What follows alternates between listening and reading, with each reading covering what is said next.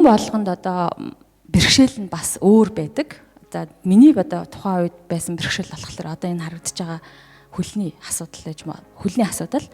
За би одоо 13 та байхдаа хөдөө яваад тэгээд мориноос унаад тэгээд нэг одоо хөлөө хорт авдрын улмаас тэр унсан гэмтэл маань одоо имжлэгдэж яг юунд тодорхойгүй явсаар агаад тэгээс үлдээ ясны хорт авдар болоод нэг хөлөө тайруулсан.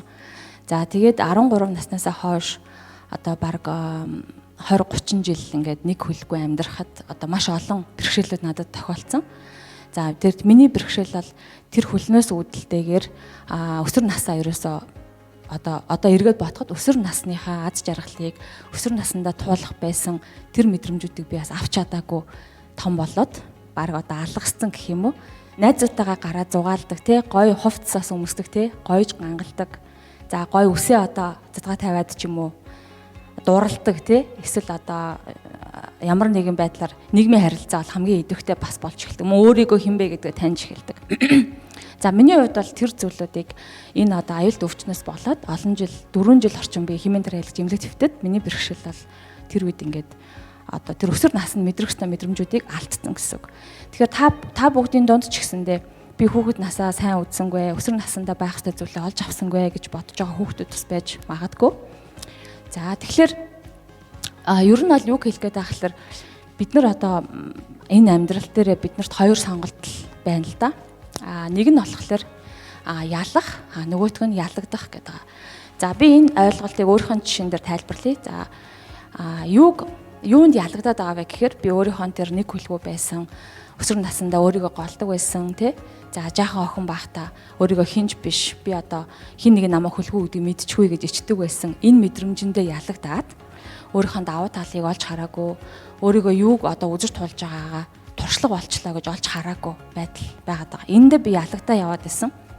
Энэ ялагдчихсан мэдрэмж бол баг намайг одоо 30 нас хүртэл те би өөрөө ээж болтол үргэлжилсэн гэж одоо хэлж болно. За ингэж ялагдчих явж байгаад эдүүний эсрэг тэгвэл юуг ялах юм бэ гэдэг. Тэгэхээр энэ төрөөд байгаа мэдрэмжийнхаа эсрэг зүйлүүдийг одоо би өөртөө олж нээж илрүүлэх хэрэгтэй байна л да. За тэгээд тэр олж нээж илрүүлэхийн тулд яах хэрэгтэй вэ гэхээр элен даалангүй болж одоо өөрийнхөө бодит байдалтайгаа одоо эвлэрж ойлгох хэрэгтэй. Би одоо байгаагаараа л ээжийнхаа нүдэнд эсвэл одоо нөхрийнхөө нүдэнд, хүүхдийнхаа нүдэнд бол хамгийн төгс юм байна гэдэг хүн ойлгох хэрэгтэй байна. За дээрэс нь одоо аз жаргалаа олж харах хэрэгтэй. Надад өнөөдөр одоо бусдаас юу илүү байна вэ гэдгийг олж харах хэрэгтэй. За мөн одоо өөрийгөө сонсох хэрэгтэй. Би юу хүсдэг вэ? Би юунд дуртай вэ? Миний одоо хамгийн үнэтэй зүйл юу вэ гэдгийг сонсох хэрэгтэй. Энэ зүйлүүд нь нөгөө нэг өөрийгөө голоод байгаа дутуу мэдрэмжээ даван тулахад маш их одоо нэмэртэй зүйл юм байна гэдгийг бүр одоо 20 жил гаруй тэгж амьдрсныхаа дараа бол мэдэрсэн.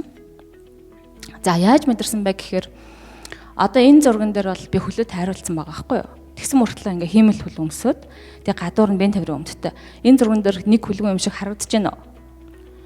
Тэгэхээр ерөөсө хөлөө тайруулангуйтал шууд одоо ичиж зовж эхэлсэн. Ер нь зурган дээр хизээч одоо хөлгөө байгаагаа харуулах дургу тийм ичих мэдрэмжтэй л ингээд өссөн байгаа байхгүй юу? За тэгэнгүүтээ тэр саяны нөгөө өөрийгөө ялахын тулд юу хэрэгтэй вэ гэдгийг ойлгосон тэр мөч бол 2014 онд би Нью-Йоркт мэргэжил дэвшлэрч 1 жил одоо амьдрах юм боломж надад гарсан. Тэр үед одоо энэ ард нь харагдаж байгаа энэ Манхэттен дүүрэгт яг наачиг юм хөлгүй эсвэл одоо ямар нэг эд эрхт нь тайрагдсан юм хүмүүс одоо гүйлтэр хичээлдэг байхыг би годамжинд харсан. За тэгээд тэднэрээс бол санаа аваад очиж танилцгаад тэр хүмүүс бол миний одоо бараг 20 жил мэдэрсэн нөгөө ичид зовдөг мэдрэмж тэр хүмүүст брогт байхгүй заяа юу ч байхгүй. Нөгөө нэг харин ч бүр хиймэл хөлөөрөө нөгөө уралдааныхаа хөлгүүн хүмүүсийн одоо ундаг нөгөө уралдааны дугуй гэж байдаг шүү дээ тий. Тэр дугуй энтрээрээ бүр ингээд хоорондоо бараг чинийх бараг хэдвэр одоо аль оны загварын магвар ингээд хиймэл хөл мөлөө хүртэл ингээд ярьцгаагаал тий. Аль оны загварын минийх одоо титэн омоо гэл. Яг машин ярьж байгаа юм шиг ярьдаг тэр хүмүүс. Тэгээ тэр байдал надад бүр үнээр гайхалтай санагдаад тэд нар ерөөсөө гадаад төрхөндөө санаа зовхгүй байсан. Дээрээс нь гудамжинд хүмүүс тэр спортоор хичээлээд байгаа, тэр уралдаад байгаа, тэр гоё спорт хувцастай хүмүүсийг хараад хүмүүс илүү их одоо хүндлэлтэй харьцаж байгааг би харсан. За тэгээд миний одоо нөгөө олон жил бодож өөрөөсөө иччихсэн тэр мэдрэмж манад бүр ингээ хомхийн зур ингээ гайхаад шоконд оронгота юу гэж утсан гэхээр нэрэ би яагаад ичих ёстой байлээ тий. Би ч одоо хүн алаагүй, хулгай хийгээгүй, хах уул аваагүй. Тэгээ би яагаад ичих ёстой байлаа? Би яагаад хүнээс ч байгаа юм бол гэдэг бодол тэр үед бол хүрсэн. За тэгээд анх удаа Facebook чинь 2014 ондас өнөөдрөх шиг юм олон хүнтэй байгаагүй.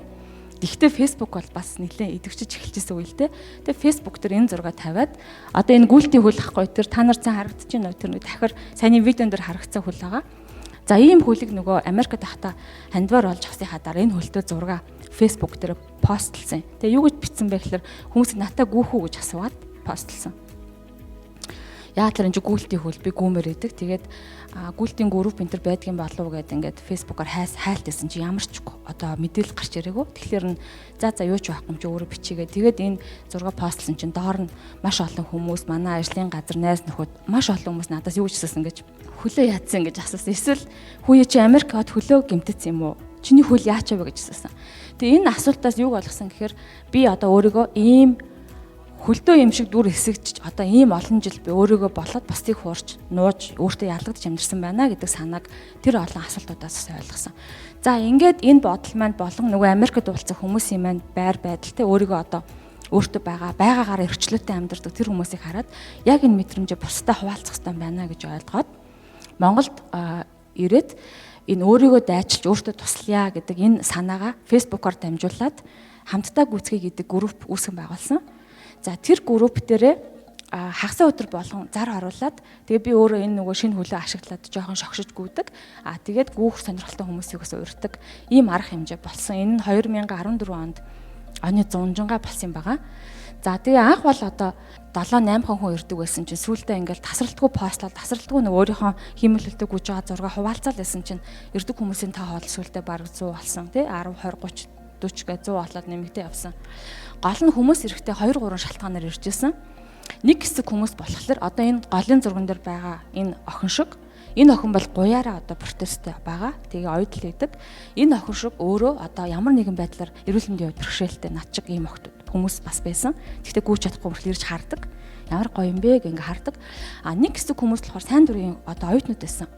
Бид нар одоо энэ хүмүүс туслая гэдээ ирдэг байсан. За ингээд 3 дахь хүмүүс болохоор бид нар одоо ямар нэгэн эрүүл мэндийн харагдах бэрхшээлгүй мөртлөө одоо илүү дэлжинтэй байна, стресстэй байна тий.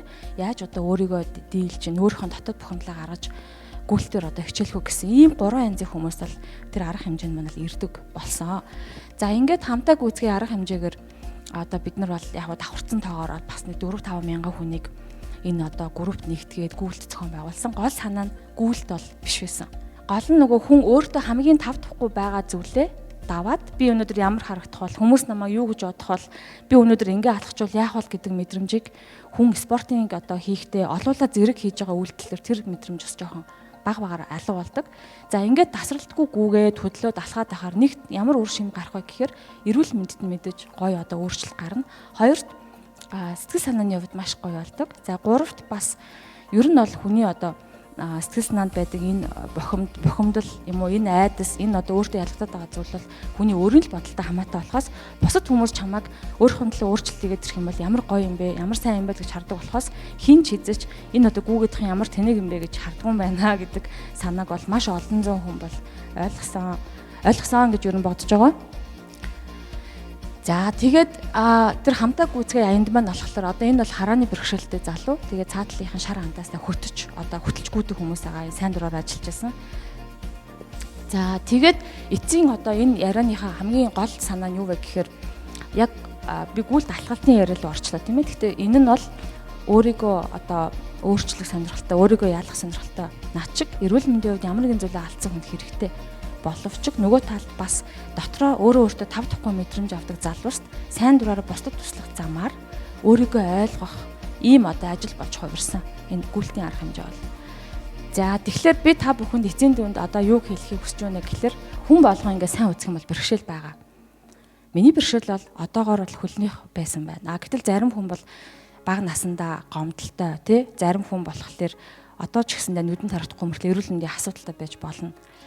Гэхдээ хүн болгоны одоо байдаг хамгийн зовлонтой бэрхшээл бол эрүүл мэндийн бэрхшээлээс илүү сэтгэл санааны бэрхшээл байдаг юм байна гэдгийг одоо ойлгосон. За тэгээд манай одоо тэр хамтаа гүйцгээ энэ Facebook-ийн групп бол өнөөдөр ч гэсэндээ байгаа. Тэгээд тэр группээс өнөөдөр олон мянган хүмүүс ингээд саллалаад Ахиллес гэдэг байгууллага бас үүсгэн байгуулагдсан. Лектрон тустай клуб болсон. Хамтаа алхах цай гэдэг бас алхалтын групп бас салсан. Энэ олон группүүд байгаа. Энэ олон зуун хүмүүсээс юуг олж харсан бэ гэхээр хүний бэрхшээл бол хүний сэтгэлдэл байдаг юм байлээ. Сэтгэл дотор л байдаг. Бишэвэл би одоо өнөөдөр ингээд энэ дээр тайзан дээр энэ өмдөө өмсөд ингээд гараад ирэхэд та нар намайг хэрвээ бичлэгийг үзэг байсан бол энэ нэг чи хүлэн одоо байхгүй гэж ажиглах байсан уу? Хинж ажиглахгүй те. Би бол өөрөө өөртөө дотроо бодоод байгаа байхгүй. Одоо тухайн үед бол те намайг хүл муутай гэдгийг харчихгүй гал энийг нуух гал хамаг байдгаараа өргөн хувцас өмсөл ингээд явдаг ч юм уу. Тэгэхээр хүн болгонд дэдэг хамгийн зовлонтой бэрхшээл бол биеийн бэрхшээлийг бол эдгэчих чам. Имчлээд, им тариа хийгээд одоо ингээд эдгэчих чинь тий. Гэтэл сэтгэл санаанд нь үлдсэн тэр биеэс одоо өвчнөөс үүдсэн одоо ямар нэгэн хагцлах гунгаас ч юм уу үлдсэн тэр бэрхшээлийг юугаар ч хэмжиж болохгүй байгаа байхгүй. Хэмжиж болохгүй. Яг алийг тариа хийгээд эдгэждэг байсан бол миний сэтгэлийн зовроос эдгмээр л байдаг тий. За тэгэхээр энэ бэрхшээлийг бид нар яаж даван туулах вэ гэдэг ийм асуулт бас гарч иж байгаа юм л да. За чи ингээд хавраар өвдө хөлөө өвдгсөн юм байж. За эдгсэн байна. За тэгвэл тэрнээс миний одоо үлдсэн бэрхшээл одоо юу вэ гэхэлэр одоо би ингээд одоо бас ээж те бас багш одоогийн залуучууд мөн одоо миний хүүч гэдэг юм ирээдүйд хүмүүсийг харахад бид нар улам л одоо сэтгэлийн асуудлууд ингээд нэмэгдээд байна. Тэр сэтгэлийн асуудлууд нь болохоор хинч тэрийг одоо эмчилж чадахгүй. Ямар нэгэн эм тариагаар өөрөө сэтгэл зүйчдэр очиод өөрөө анализ хийгээд өөрөө онцлогоо илгээд үзэх юм бол бага насндаа авсан траумууд гэж яриад байгаа тийм асуудлууд юм байна. Тэгэхээр хөгжлийн бэрхшээлтэй хүмүүс бол хөгжлийн бэрхшээлээсээ болоод тэр өвчнөөсөө болоод тэр асуудлаасаа болоод траум аваад тэр нь насан туршийн амьдралд нь нөлөөлдөг. Тэрнээсээ болоод нуугддаг, гिचид зовдөг болоод байгаа одоо ийм л юм байна л да. Гэтэл хөгжлийн бэрхшээлтэй болоогүй эрүүл сарвал биеийн байх бүтээвд эрүүл хүмүүс сэтгэлээрээ багтаа гэмтэл авсан байдаг. Тэгээд тэр сэтгэлийн гэмтэл нь ганцаардл уйтгар гунгаар одоо илрээд том болсон байна. Бас л амьдралд нөлөөлж өгдөг. Тэгэхээр бид нар их бага хэмжээгээр ямар нэгэн байдлаар бэрхшээлтэй байдаг. Гэхдээ хинч хизэж тэрийгэ гаргаж хуваалцаж ярьдгүй л байгаад асуудал байгаа юм л да.